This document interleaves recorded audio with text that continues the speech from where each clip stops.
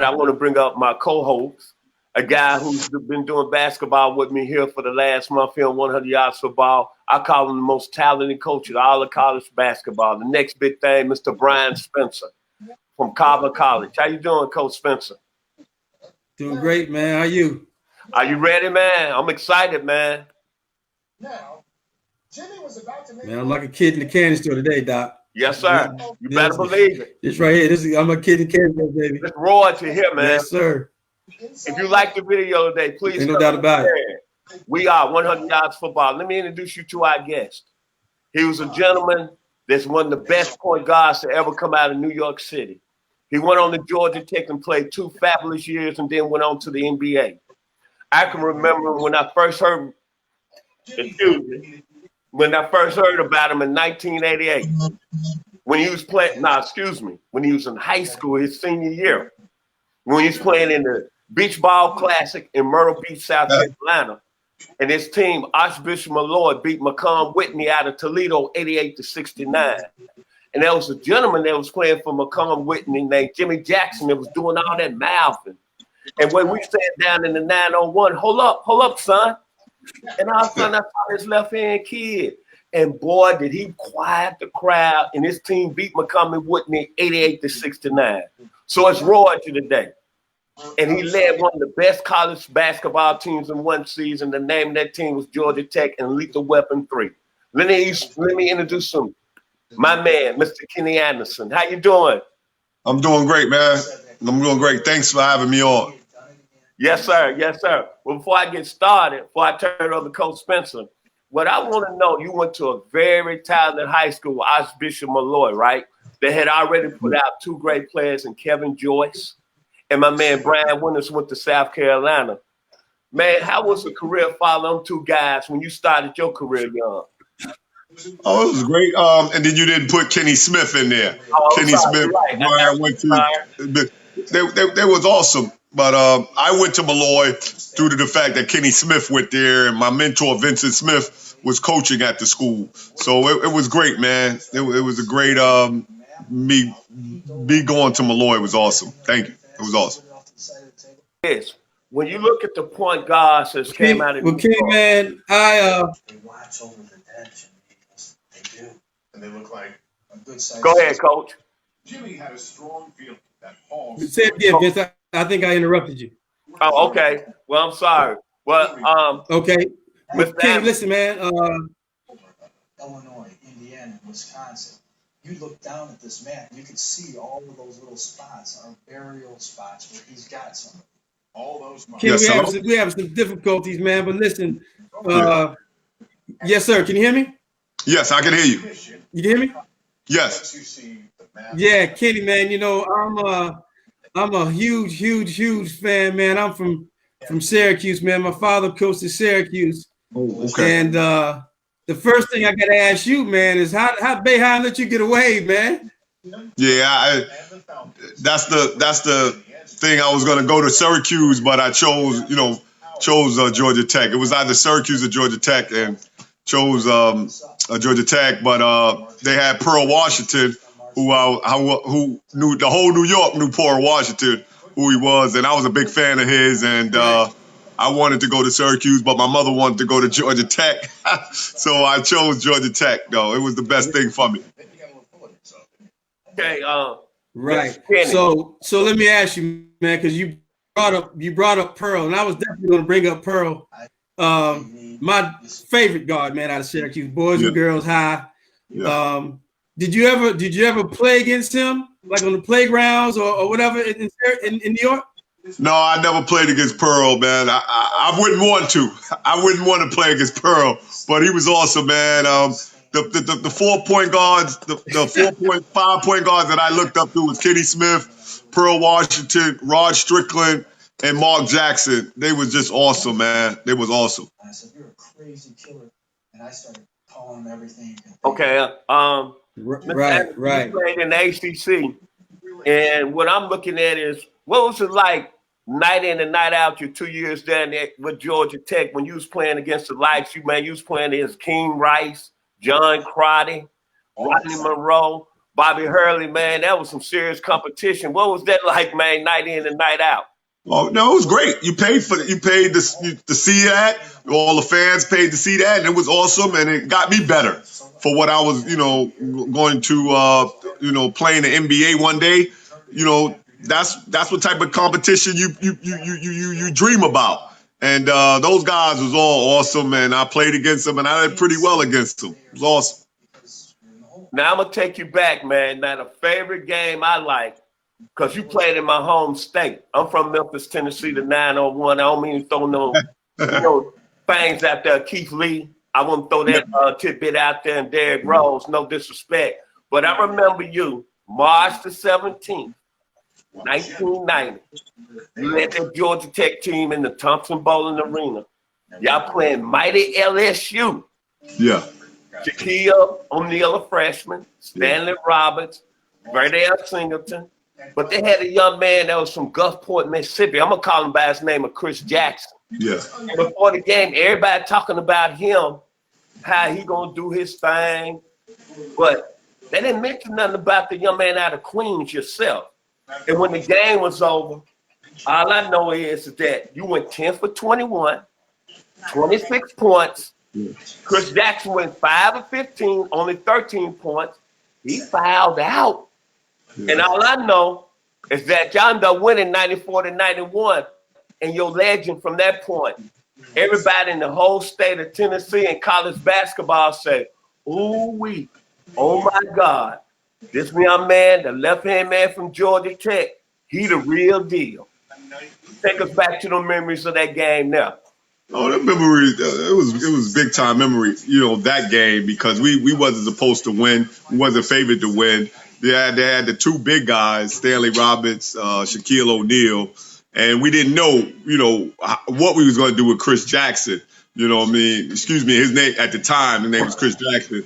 We didn't know, but we just wanted to go out and play hard. And them guys was blocking it. We was down by like 20 points, and we just came back and won because they just kept playing with us, where they could have just, settled down, slowed the ball up, got the ball inside, and took advantage of Shaquille O'Neal and Stanley Roberts. But they wanted to run up and down. And that year, with Dennis Scott, myself, and Bryan Oliver, you run up and down with us, you gonna cause problems for yourself. And we late in the game was close, and we knew we was gonna pull it out. We knew all games. We wanted to keep all the games close, and we'll pull it at the end because we have myself running the show and Dennis Scott and Bryan Oliver just finding a way for a rebound, getting a shot. It was great, man. It was so many great memories playing with that team. It's awesome. Yes, sir. Coach Spencer?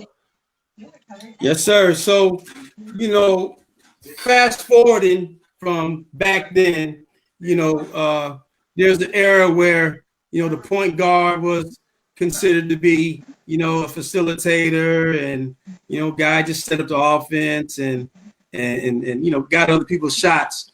Now with the 3-point shot becoming a very, very integral part of the game, point guards are scoring. They letting that thing go. Yeah. And I consider you a scoring point guard who could also facilitate and get people open, get them shots and everything. How do you think your game would transfer to today's NBA? Yeah, I average about 30. I average about 30 because they just you can't touch nobody. It's all shoot. The guards got free lanes, man. Free lanes. Right. It was more rough. It was rougher when we played, in the NBA. It was a lot of hand checking. Now it's no hand checking, and the three is just, shoot them up. You know what I mean? So, right.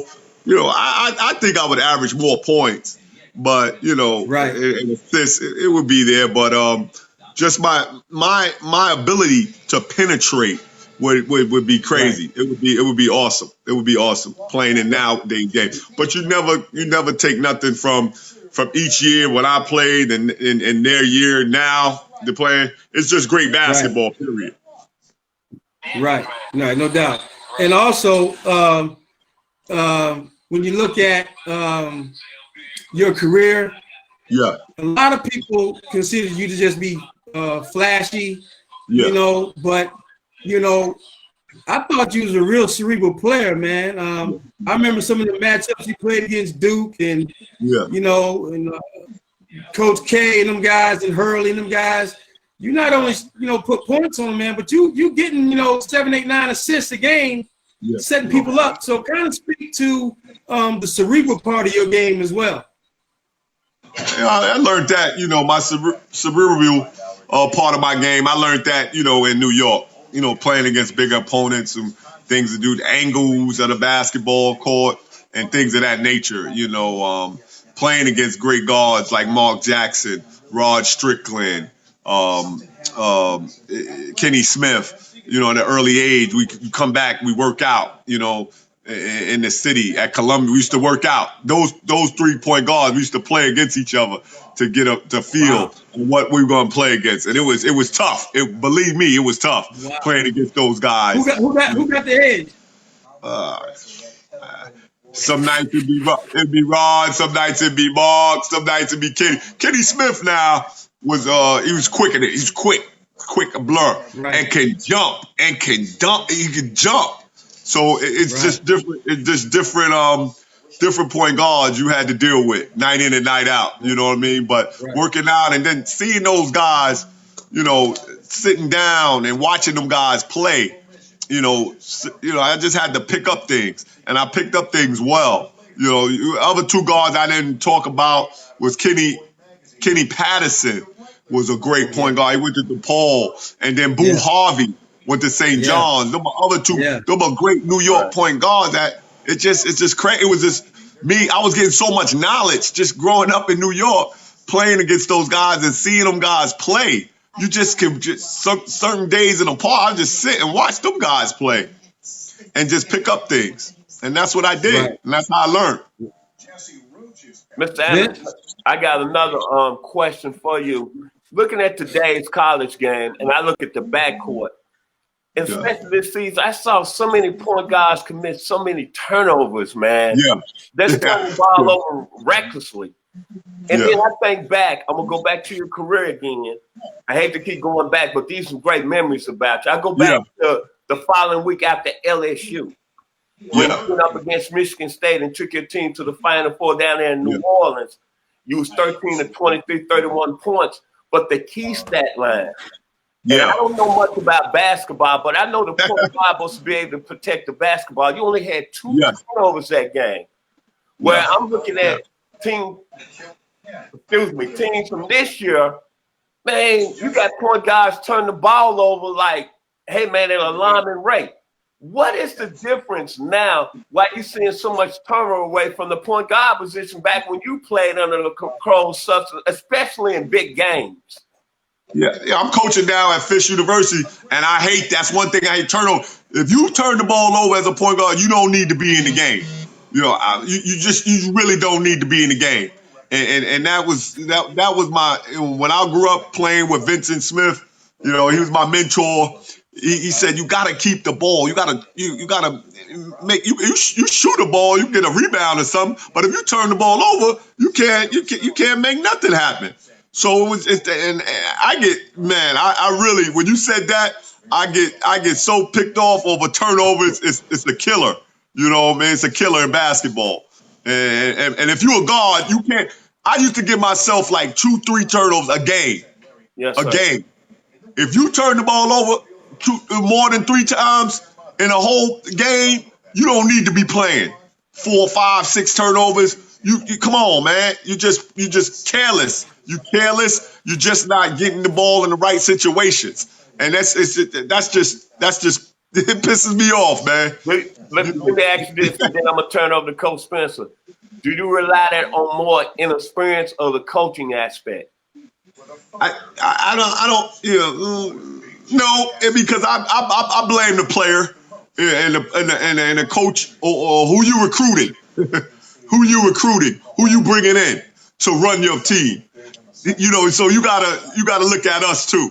The coaching staff, because a point guard turnovers is a can't. You can't do it. You can't turn the ball over. You got to run the team. You got to get the ball to the players that can shoot, that can score, and you cannot turn the ball over. I learned that, man. I learned that when I was like 6, 8 years old. You know, you can't turn the ball over, and that's the key. That's the big key. Coach Spencer. So now, you take that all those years of experience playing, you know, in the parks of New York and against those great point guards. You know, I think point guards make great coaches. Yes. How do you take all of that, playing in the ACC, the tough ACC, playing in the NBA, all of that? How does that transfer into you coaching at Fisk? And well, let me ask you that first. How does that transfer you coaching at a smaller school like at Fisk? Yeah. Now I gotta tone it down a little bit because you know I'm thinking, whoa, but you know some of them guys just ain't learned like I learned. So like in the Division I, Division II, you might look at it differently. But the NAIA Fisk University, I have to teach more.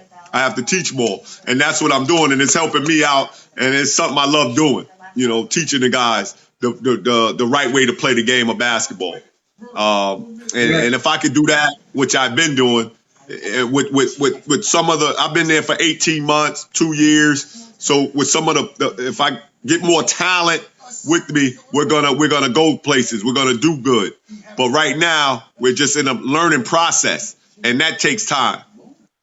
Right. Now I know you're going to attract talent. I know you got some good guys. I talked to Coach Ty, and you guys are attracting some good talent. You sitting right there in Nashville with Belmont, Tennessee State, and Lipscomb. Even Vanderbilt? What's the chance of you getting some games against them and challenging your guys on that level? Yeah, I will eventually. We play TSU, every year. Every year. But I would love to play Vanderbilt and Belmont and Lipscomb. That's right up the road from us. So I would love to, but in time. We get better. Like we like fine wine. We're gonna get better. So you just got to get better. I'm gonna get better as a coach. You got to get better as players. You got to keep working on your craft.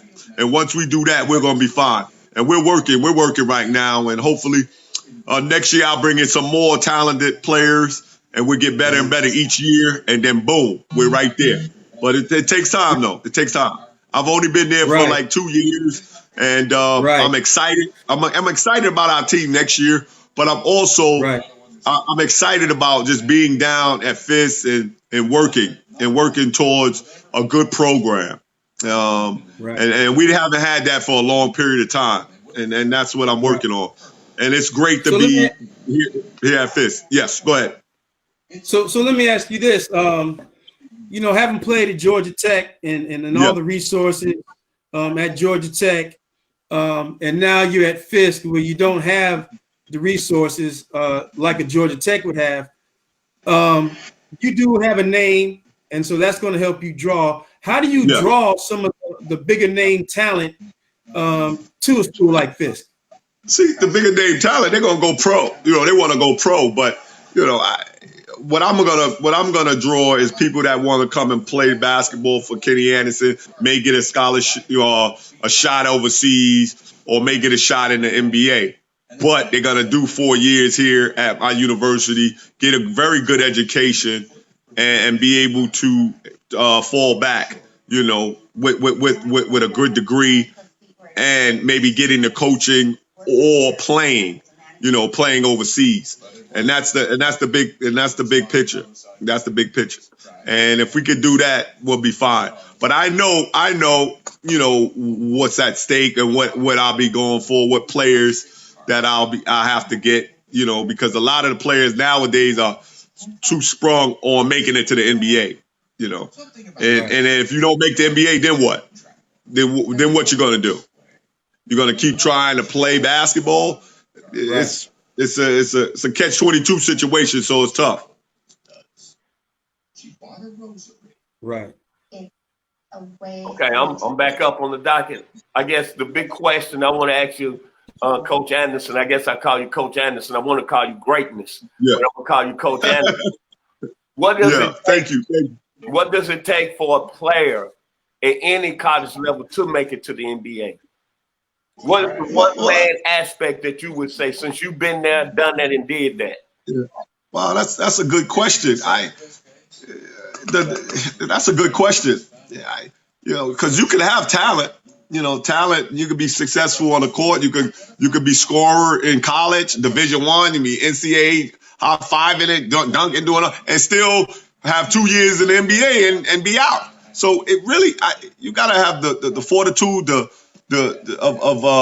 just keep working.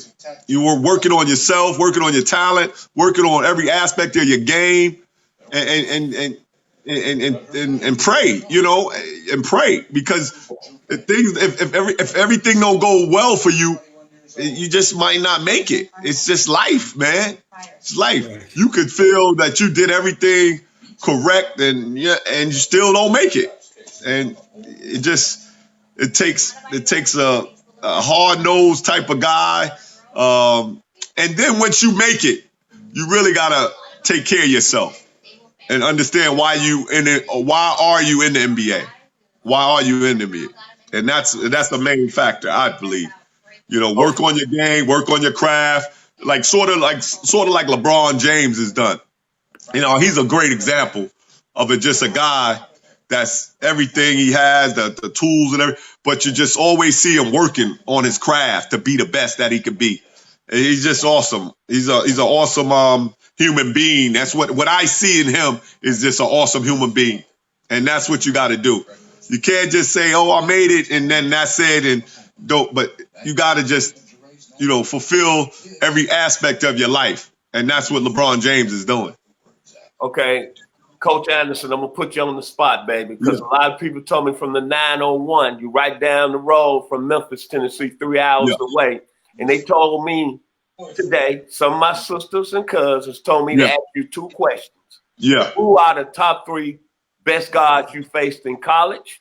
And who are the top 3 best guards you faced in pro ball? College is Greg Anthony, Bob Hurley, John Crotty. I gotta go. Chris Corciani. It was more point guards that I participated in college, man, that I have to give love to. Those are the guys in college. And the pros, it's Tim Hardaway, John Stockton, Gary Payton, Greg Anthony was, again, hard-nosed, played defense. Those guys, it goes deeper than 3 guys.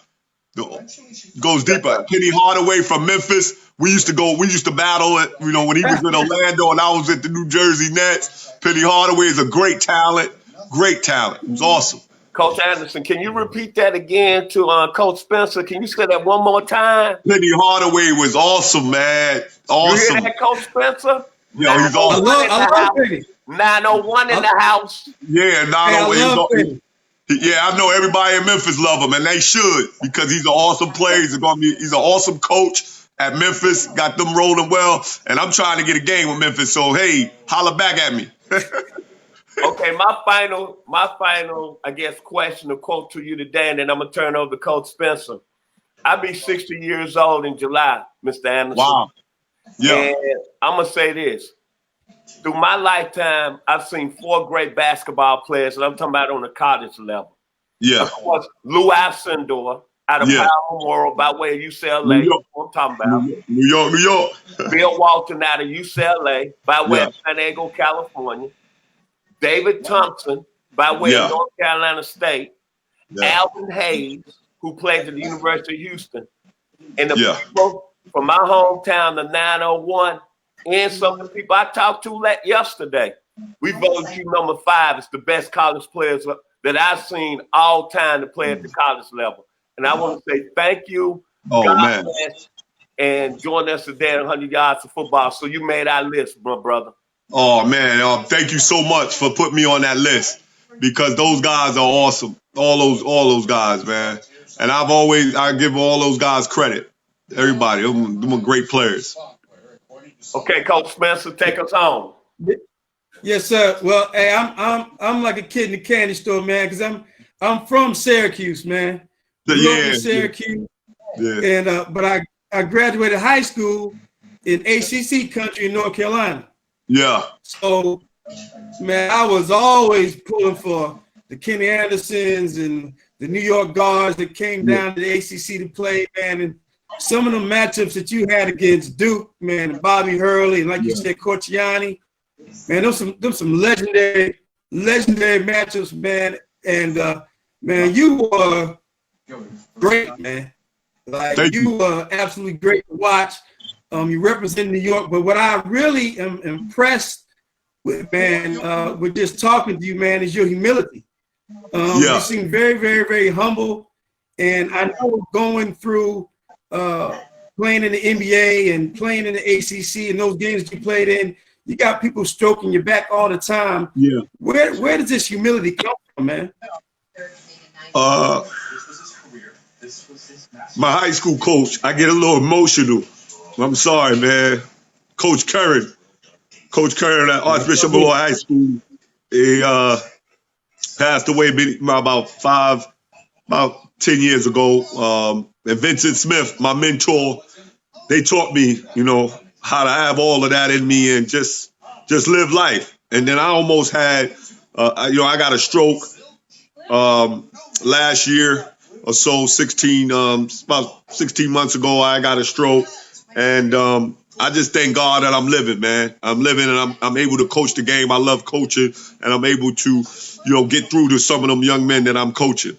And what I did in the game of basketball. It was all great, but I'm finished now playing. It's their time, and I just would like to thank my high school coach Jack Curran and my mentor Vincent Smith, who gave me basically everything that I have in me to play the right way, to coach the right way, to do the right things in life, and things will work out for you. And that's just what I've been doing my whole life, and that's what's been happening. Things has been happening for me, and that's it, man. And I just get emotional because he's no longer here with me. Coach Curran was a great coach, He just coached baseball, coached basketball around my school. Archbishop, I was there for 4 years. I played varsity for 4 years. And he just means the world to me, man. He means the world to me. Well, listen, man, I appreciate you sharing that with our audience here on 100 Yards of Football. Just know that your coach's legacy lives on through you, and everything that you're doing with young men, man, keeps his legacy alive. And I appreciate you coming on, man. You've been a great guest to have. And listen, man, you got to have me up, man. I'm in a small school in Atlanta, man. Yeah, you in Atlanta. You in my second home. You in Atlanta, so we definitely want to have you up. That's a done deal. That's a done deal. Sounds good, man. We go home and home. Yeah, home and home. That definitely. You got to do it. We got to do it. That'd be great. Sounds good, man. Appreciate you having on, Ken. Appreciate it. All right. Thanks for having me on, man. Appreciate you. Hey, Mr. Anderson, one thing I want to say to you, man, I hope that everything comes true for you. Keep your dreams up. It's been a pleasure for you being on the show today. And all I can say is I hope that you play my school that I love to death, the 901, Memphis, Tennessee, baby, the Memphis Tigers. Yeah. And if you're down there, do me a favor. Yeah. Get some of that real good barbecue, man. I love that barbecue. Doing that, too. I love it. I'll be down there anyway, man, this year. I'll be down there. We're only 2.5 hours. 2.5 hours away from there driving. So Memphis. I got like 3 or 4 of my kids go live in Memphis. So they're all great kids, man. God bless, Mr. Anderson, and many prayers, sir. Thank you.